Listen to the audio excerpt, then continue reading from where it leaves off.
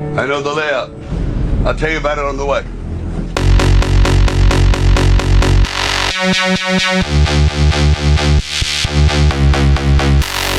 Sylvester Stallone est un acteur, scénariste et réalisateur américain qui est passé de la pauvreté la plus totale à une fortune de plusieurs millions de dollars.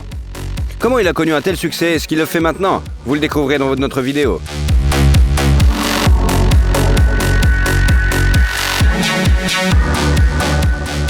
Sylvester Stallone, comment vit Rambo et comment il dépense ses millions? Notre héros du jour est né le 6 juillet 1946 à New York. Sa mère, Jacqueline, ou simplement Jackie, était une grande fan de l'acteur Tyrone Power et voulait donner son nom à son fils aîné. Mais lorsqu'elle a reçu son certificat de naissance, elle a trouvé un autre nom. C'est le père du bébé, Frank, qui a enregistré son fils sous le nom de Michael Sylvester Gardenzio Stallone. Frank était un immigré de Sicile. Il possédait une petite chaîne de salons de coiffure et était connu pour son tempérament plutôt violent. Jackie, qui a grandi dans la famille aisée d'un avocat prospère, a lié sa vie à un homme qui ne manquait jamais une jupe et aimait jouer des poings. Sylvester a passé la plupart de ses premières années dans la maison d'une nounou engagée par ses parents. Il les voyait le week-end, mais ses réunions étaient très discrètes. Le garçon a senti qu'il n'était pas aimé. En 1950, le deuxième fils, Frank Jr., est entré dans la famille. Leur richesse a augmenté, mais le comportement de Stallone Sr. n'a pas changé. Donc en 1956, Jackie a demandé le divorce. Sylvester est resté avec son père et a essayé désespérément de gagner son amour. Mais tout était vain. These your parents? Yeah, that's both of them there. Is this you? Yeah, that's me when I was 8 years old. That's the Italian stallion when he was a baby. Les séquelles du traumatisme de la naissance se sont ajoutées au problème. Une erreur des sages-femmes a laissé Sylvester Stallone paralysé du côté gauche de son visage, ce qui a affecté son élocution. Ses camarades l'intimidaient et Stallone a décidé qu'il devait prendre de la masse musculaire.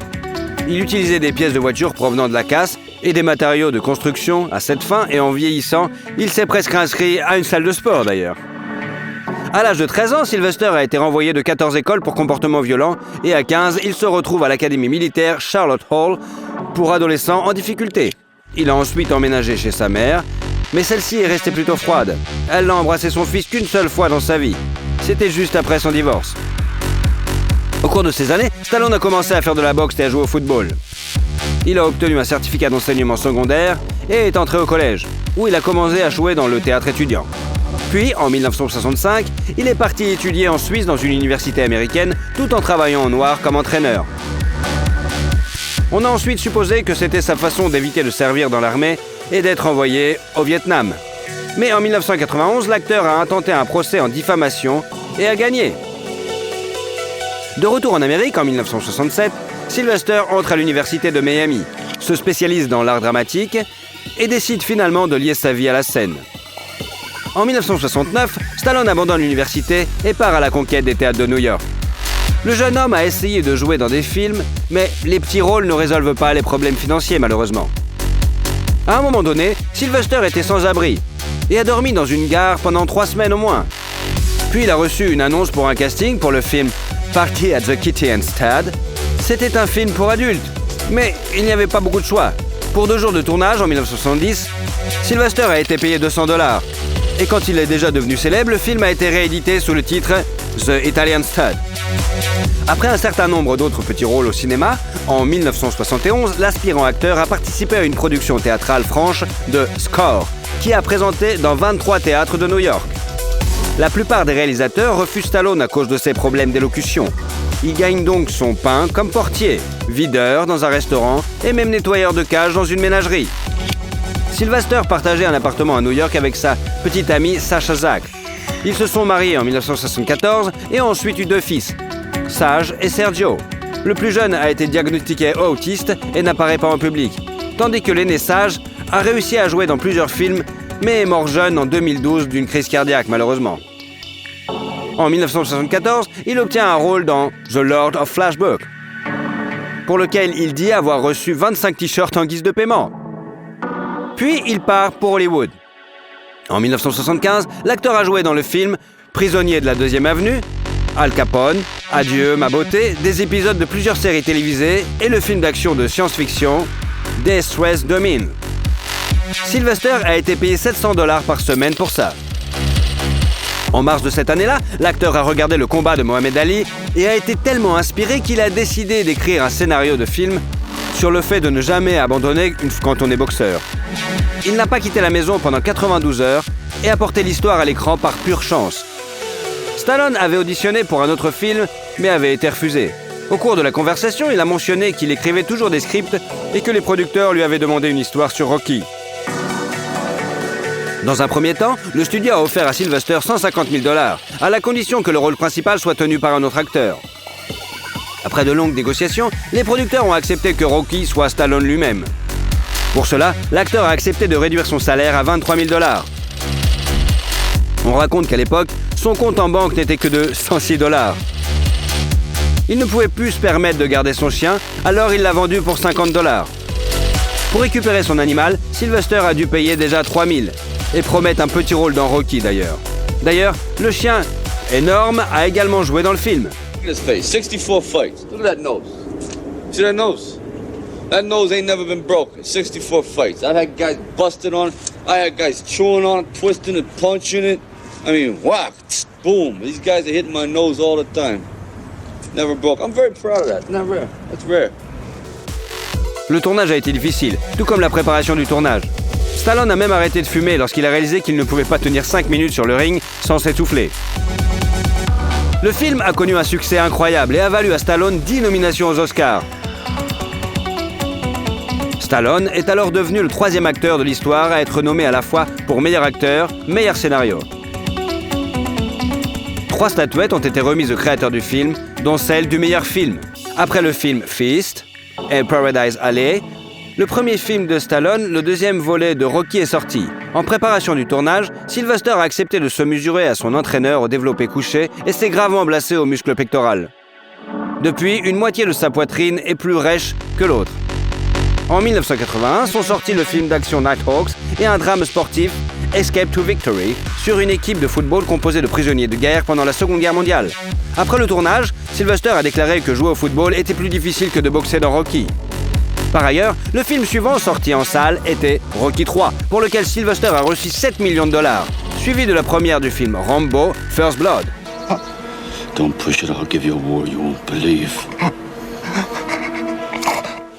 En tant que scénariste, Stallone a participé à la sélection de l'acteur dans le rôle principal, a rejeté plusieurs candidats et a finalement décidé de jouer lui-même. Il a reçu 3,5 millions de $ pour son travail. En 1984, notre héros a reçu une étoile sur le Hollywood Walk of Fame et a essayé de changer de genre en jouant dans la comédie musicale Rhinestone, pour laquelle il a reçu un cachet de 4 millions de $ et l'antiprix bien sûr de Golden Raspberry. Pour ce rôle, il a refusé de travailler dans des films à succès tels que An Affair with a Stone et Beverly Hills Cop, ce qu'il a beaucoup regretté par la suite. Un an plus tard, les critiques ont accueilli froidement la suite de l'histoire de Rambo, même si le président américain Ronald Reagan a félicité Sylvester Stallone d'avoir créé un nouveau symbole de l'armée américaine. L'acteur a de nouveau remporté le Golden Raspberry pour ce film. Un plus grand succès attendait Rocky Party 4, pour lequel il a reçu 12 millions de $ et l'antiprix Golden Raspberry du pire réalisateur. See, I fight, so you don't have to fight. I want you to use your head for something instead of a punching bag like I do. Your head doesn't look like a punching bag. Pendant ce temps, la femme de Stallone en a eu assez de supporter les nombreuses infidélités de son mari et a demandé le divorce, réclamant 33 millions de $ de compensation. La goutte d'eau qui fait déborder le vase est la liaison de Sylvester avec Brigitte Nielsen.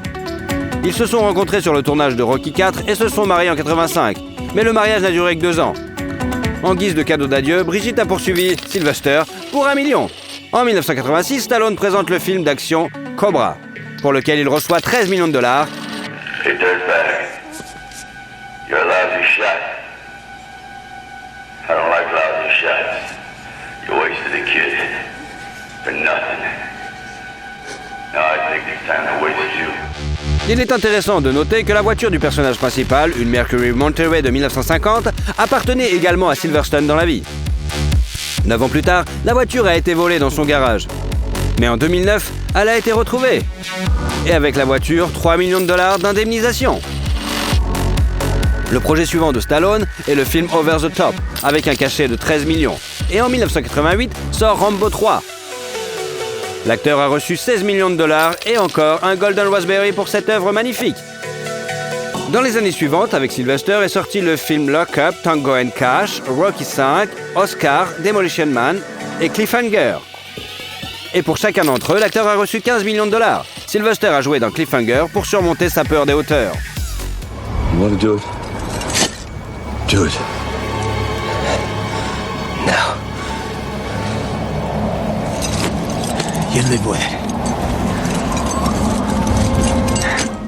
À la même époque, Stallone joue également le rôle d'un sergent de police dont la mère est impliquée dans une enquête dans la comédie Stop ou ma mère va tirer. Mom, stay out of this, okay? Joe, wave to the crowd. Mom, God damn it! Hey, you don't swear to your mother. Hey, butt out! Hey, my mother, relax. Hey, it's your mother, so you do what she tells you to do. Ce film, pour lequel il a reçu encore un nouveau Raspberry d'or, l'acteur le considère comme le pire de sa carrière. Et il a accepté de se retirer pour contrarier Arnold Schwarzenegger, qui a répandu la rumeur selon laquelle il veut obtenir le rôle lui-même. Bien sûr, Arnie n'a fait qu'une blague à son ami, mais Sylvester ne l'a découvert que bien des années plus tard. À la fin des années 80, Stallone a rencontré le mannequin Jennifer Flavin. Il l'appelait son idéal, altruiste, aimante et tellement patiente. Mais ça n'a pas empêché Sylvester d'aller à gauche à droite. En 1995, l'ardeur de Stallone s'est calmée lorsqu'il s'est mis à genoux et a imploré le pardon de Jennifer. Et depuis lors, on ne l'a pas vu dans l'adultère.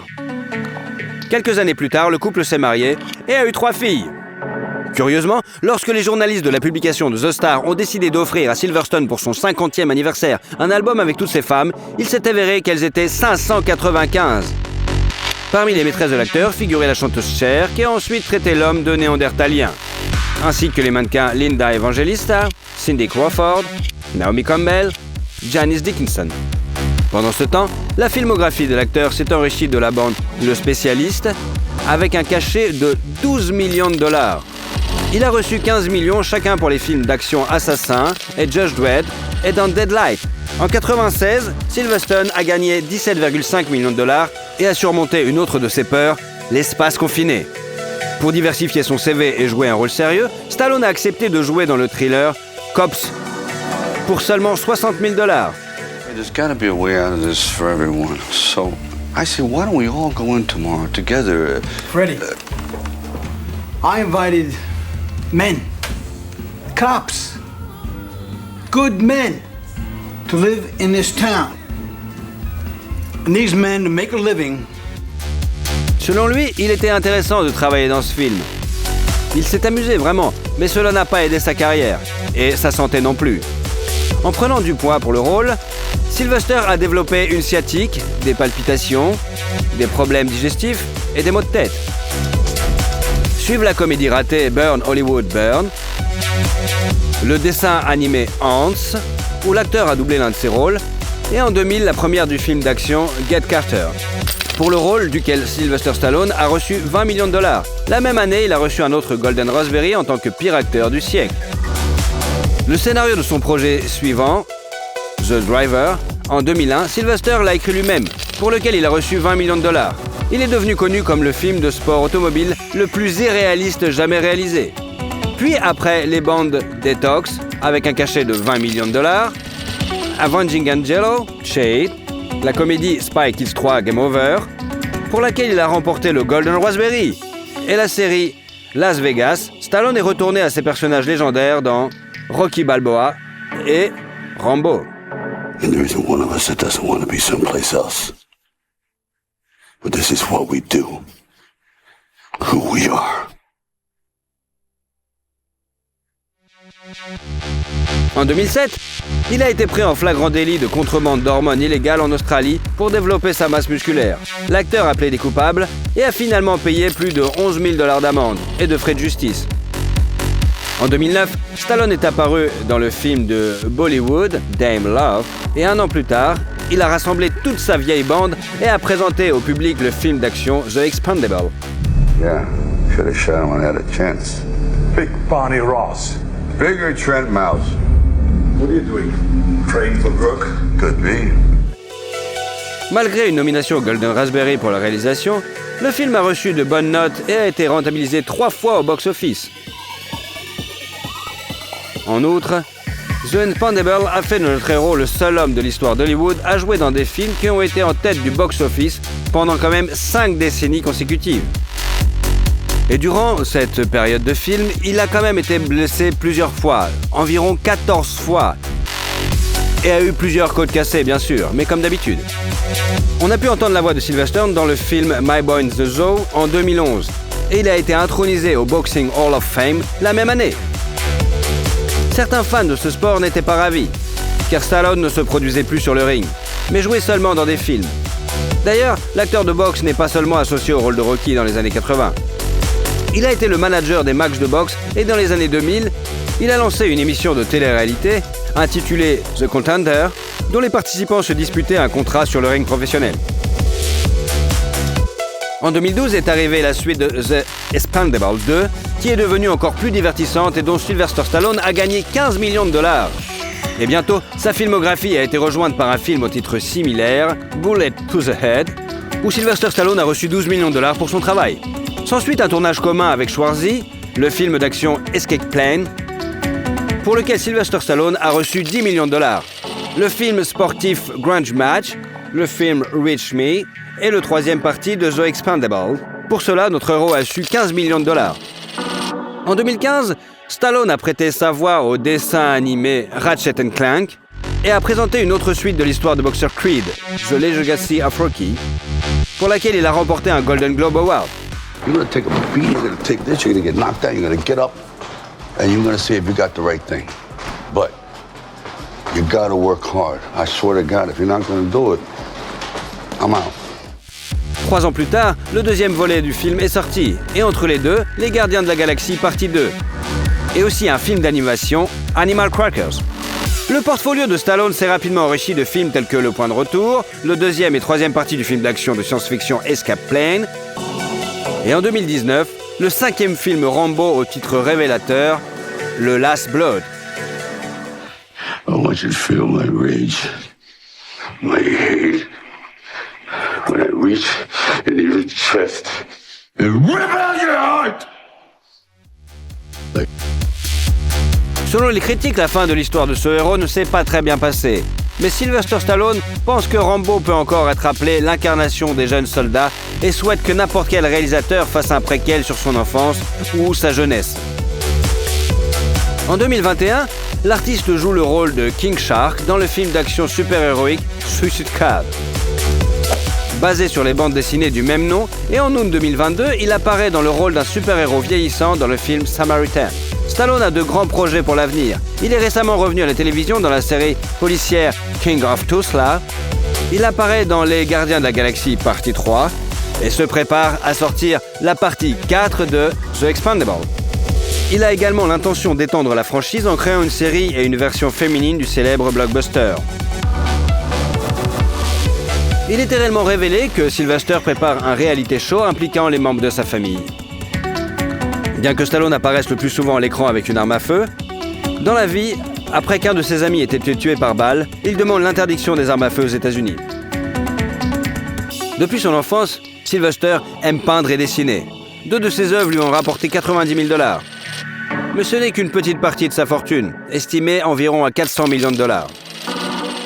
En plus de jouer dans des films, Sylvester a écrit plusieurs livres sur l'entraînement, a essayé de lancer une entreprise de nutrition sportive, a publié un magazine, Silver, avec des conseils de santé et des interviews de célébrités. Cette entreprise n'a pas non plus connu un grand succès, puisque seuls 4 numéros ont été publiés. Les restaurants Planet Hollywood ont connu un autre échec commercial. Stallone était copropriétaire de la chaîne avec Bruce Willis et Arnold Schwarzenegger, mais les établissements ont fait faillite. Réalisant qu'il était plus apte à produire de contenu médiatique, Sylvester a créé son propre studio de cinéma en 2018. Il accepte aussi parfois de faire des publicités. Il a fait la promotion de la vodka russe Ice et de la chaîne de boulangerie britannique Warburton, et même de saucisses japonaises. Mais la campagne publicitaire la plus célèbre impliquant notre héros est sans doute le tournage pour la Versace Home Collection. Il est apparu avec Claudia Schiffer dans les images d'Adam et Ève. À propos, Stallone était un ami avec Gianni Versace et était invité régulier au défilé de la maison de couture italienne. Mais l'acteur a refusé une proposition de publicité. C'était à la fin des années 80, lorsqu'une marque de bière américaine lui a offert 5 millions de dollars, à condition qu'il se coupe les cheveux. Sylvester Stallone consacre ses millions à une impressionnante collection de voitures. Son garage comprend une Bugatti Veyron, une Aston Martin DBS, une Bentley Continental GTS, une Ferrari 612 Caglietti, une Ferrari 599 GTB Fiorano, une Mercedes SL65, une Mercedes classe E, une Porsche Panamera, une Chevrolet Camaro, Ford Mustang, l'une des voitures classiques les plus populaires, la Corvette 68 et même une Ford 1932. Sans oublier la luxueuse Cadillac Escalade. Stallone a investi plus de 400 000 $ dans la conception de cette voiture. En outre, Sylvester aime les motos et les montres coûteuses. Il possède une Rolex Submariner en or, avec un cadran noir, qui coûte 20 000 $, ainsi qu'une Rolex GMT Master 2, en or blanc, 18 carats, pour 750 000 $. Cependant, il ne faut pas croire que Stallone ne dépense ses millions que pour lui-même. Depuis des décennies, il vend aux enchères des accessoires originaux de Rocky et a fini par récolter environ 10 000 $ pour l'Association canadienne du diabète. Stallone a fait un don de plusieurs millions supplémentaires à un projet de lutte contre l'épilepsie infantile. Sylvester vit dans un manoir à Beverly Hills depuis plusieurs décennies. Ses intérieurs sont passés du néoclassicisme pompeux avec colonnes, rideaux, dorures et statues au décor moderne et lumineux. Et à la fin de 2021, Adele a acheté la maison pour 58 millions $. Sylvester possède maintenant un manoir à Palm Beach en Floride avec une piscine et un jacuzzi extérieur pour 35,4 millions $. Et un domaine à Ida Hills, en Californie, acheté en février de cette année pour 18,2 millions $. La maison comprend 5 chambres avec salle de bain, une cuisine avec des comptoirs en granit, une salle à manger et dispose d'une écurie de chevaux sur le terrain. Stallone possédait auparavant une villa à Miami avec 3 maisons d'amis, vendue pour 24 millions $, et une maison à Coconut Grove, pour laquelle il a vendu 16 millions $. Sylvester et sa femme ont acheté un manoir encore de style méditerranéen en 2010 pour 4,5 millions $, et l'ont vendu en 2020 pour 3,1 millions $. Sylvester Stallone représente toute une époque de cinéma. Malgré les critiques sur son jeu et une série de nominations au Golden Raspberry, il est devenu le favori de millions de personnes. Et vous, quel est votre rôle préféré de Stallone? No, you're not as fast as you think. I'm beginning to sense that. Keanu Reeves, comment vit le plus grand acteur d'Hollywood et comment il dépense ses thunes? Keanu Charles Reeves est né au Liban, à Beyrouth, le 2 septembre 1964, dans une famille composée de l'anglaise Patricia Bond et de l'américain Samuel Reeves, qui fait rage, cocktail sauvage de sang portugais, chinois et hawaïen. D'ailleurs, son nom inhabituel Keanu, reçu juste en hommage à l'origine de son parent, traduit de l'hawaïen, il signifie « Cool Mountain Wine ». À l'époque de la rencontre, en 1960, Patricia travaillait comme danseuse et Sam négociait des gains occasionnels, ne se pliant même pas à des tractations louches. L'homme n'avait pas d'éducation formelle et avait obtenu son diplôme d'études secondaires en prison alors qu'il purgeait une paire pour un trafic de drogue. Finalement, il a réussi à acquérir une profession de géologue. La vie de cette jeune famille est mouvementée, passant d'un endroit à l'autre, et 2 ans après la naissance de leur fils, ils se retrouvent à Sydney, en Australie. Leur plus jeune fille, Kim, est née ici en 1966. Très vite, le père de famille a quitté Patricia et les enfants. Keanu était si déçu et rancunier que, même en grandissant, il ne reprit pas contact avec son papa, interrompant toutes ses tentatives de rapprochement.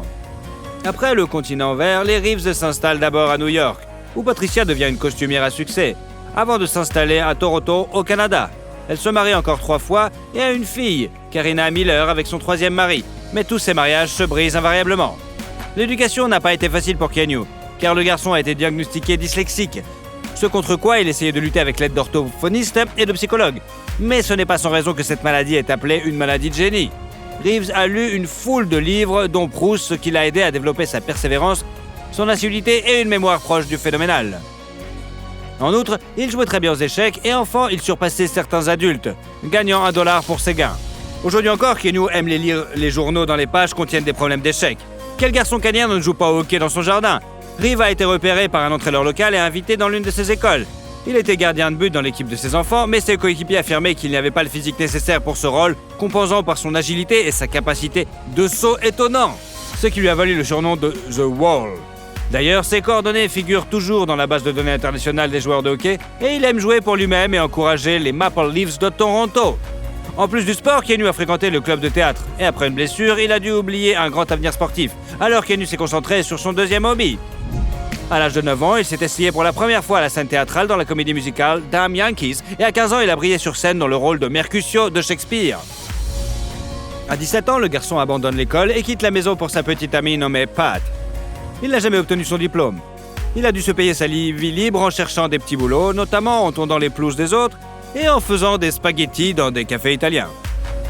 En 1983, un jeune homme apparaît dans une publicité Coca-Cola en tant que cycliste.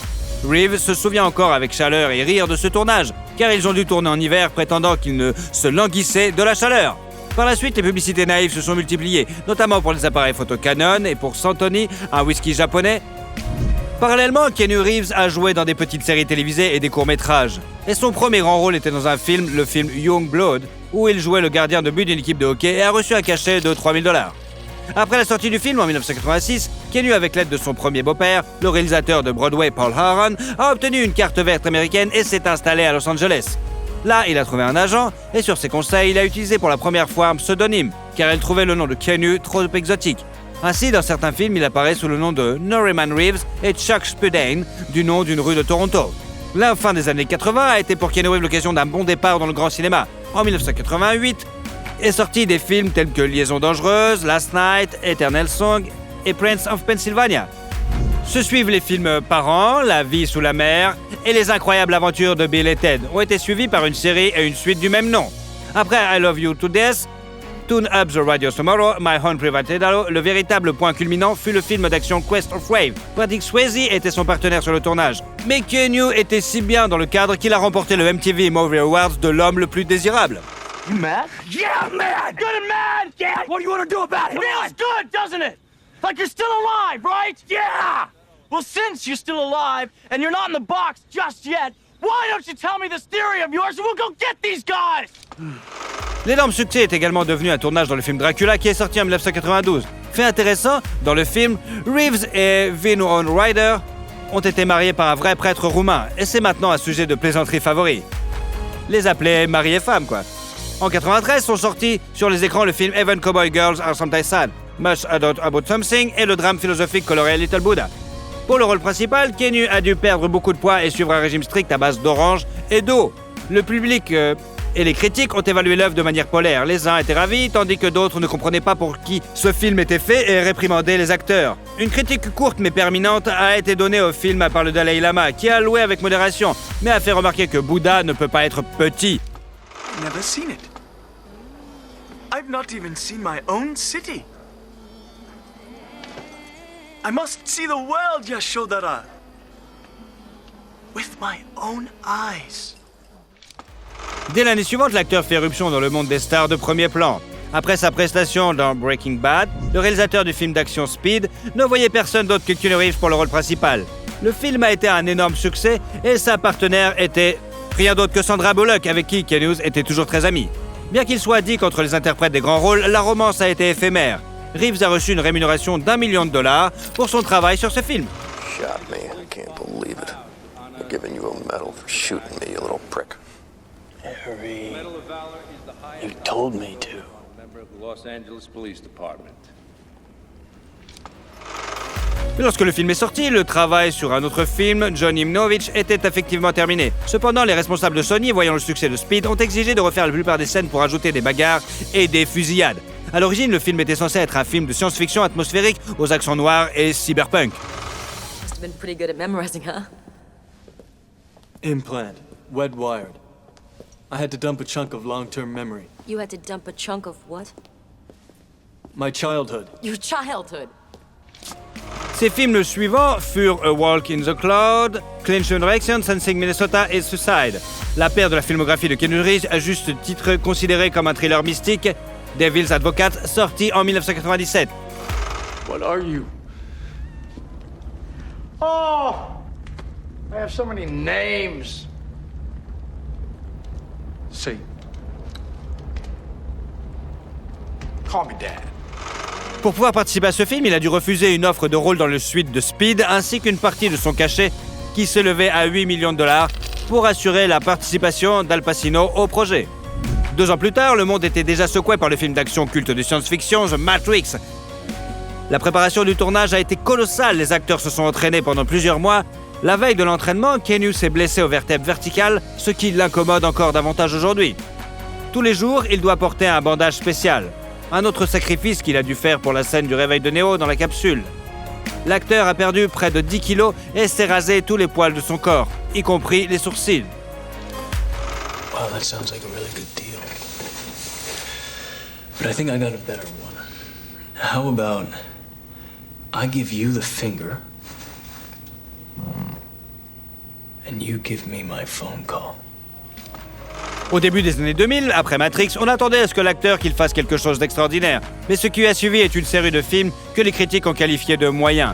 Parmi ceux-là, il y a Undertaker, avec un cachet de 12,5 millions de dollars, Hardball, The Gift and The Spectator, dans lequel Clooney ne pensait même pas jouer. Cependant, un agent insidieux a imité sa signature sur le contrat et Reeves s'est dit qu'il était plus facile de jouer dans le film que de se battre contre le traître au tribunal.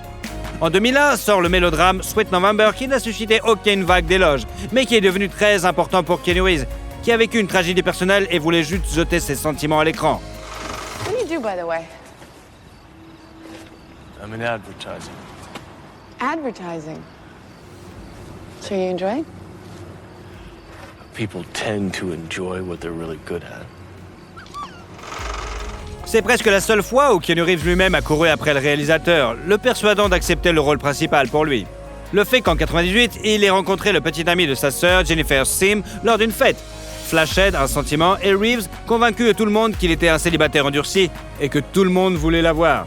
Ils ont même décidé de devenir parents, mais une semaine après la naissance de la petite fille, ils ont décidé d'appeler Ava Archer, son cœur s'est arrêté. L'acteur s'est replié sur lui-même et sa compagne a décidé de combattre le chagrin à l'aide de l'alcool. Cela a fini par la tuer. En avril 2001, Sim est décédée dans un accident de voiture alors qu'elle revenait d'une fête arrosée. Après ces événements dramatiques, l'acteur n'a pas pu pendant longtemps se décider pour une relation sérieuse, se limitant à une romance ou une amitié éphémère avec des femmes. Après avoir survécu à une série de malheurs, Keanu Reeves s'est remis au travail. En 2003 est sorti le drame Love with and Without Rules et immédiatement 2 parties du nouveau Matrix, Reload and Revolution, qui est une extension logique de l'histoire de la guerre entre l'homme et la machine. If you tell me we'll make it, I'll believe you. We'll make it. We have to. Les recettes du box-office de ces films ont fait un chiffre plutôt très intéressant, dépassant le $1 milliard et qui nous aurait ajouté 15% en plus du cachet de $30 millions pour les 2 parties. Certes, il a pris un risque pendant la production en refusant $38 millions à investir dans les costumes et les effets spéciaux. Comme le temps l'a montré, cet investissement a été largement rentabilisé. Après cela, Keanu Reeves a été contraint de faire une pause dans son travail car sa sœur Kim a été diagnostiquée d'une leucémie avancée. Ce terrible diagnostic a été posé en 1993, mais pendant de nombreuses années, la maladie est restée sous contrôle. Pour l'aider, Reeves a mis le paquet et s'est rendu dans la ville suisse de Montreux, où il a accompagné sa sœur 24 heures sur 24. Heureusement, la maladie a été vaincue et Keanu participe désormais activement à des événements caritatifs contre le cancer. Le film d'action super-héroïque Constantine, Lord of Darkness, basé sur la bande dessinée mystique The Messenger of Hell, n'est sorti que 2 ans plus tard. This is Constantine. John Constantine. Asshole. Le film n'a pas récolté de prix ni de grosses sommes d'argent, ne faisant plaisir qu'aux fidèles fans de Keanu Reeves. Cependant, l'histoire a une chance de prendre sa revanche puisque Warner Bros. A annoncé la production d'une suite en septembre 2022. La même période a vu sortir le film Bad Habit, Ellie Parker, Blur, Strange Kings et La Maison sur le Lac. Et le film The Day the Earth Stood Still en 2008 a été un très spécial pour Keanu Reeves car contrairement à d'autres œuvres, il n'a pas participé au casting de qui que ce soit. Le réalisateur Erwin Stoff n'a vu de lui que pour le rôle de l'extraterrestre Klaatu. Le tournage a été excitant pour l'acteur, il a improvisé de bon cœur et a même terminé une partie du scénario. Cette pratique a été peut-être le point de départ de sa carrière de réalisateur. En 2013, il a agi dans ce titre en travaillant sur le film Master of Tai Chi. Cependant, Reeves n'a pas non plus abandonné la comédie. Il a travaillé sur des films tels que La vie privée de Pippa Lee, Esprit criminel de Henry, 3 à New York et 47 Ronin. Le chef-d'œuvre cinématographique suivant, avec Keanu Reeves en vedette, a été adoré par le public et les experts. Il a même reçu une nomination pour le rôle d'un assassin à la retraite dans une rare nomination positive du Golden Raspberry pour le rétablissement de la réputation d'un acteur. Le thriller d'action John Wick a suivi de point de départ pour une franchise médiatique comprenant des films et des séries télévisées, des bandes dessinées, des bandes sonores et des jeux vidéo. Un 4e volet est déjà en préparation pour sa sortie et un 5e a été annoncé. Noise complaint. Noise complaint.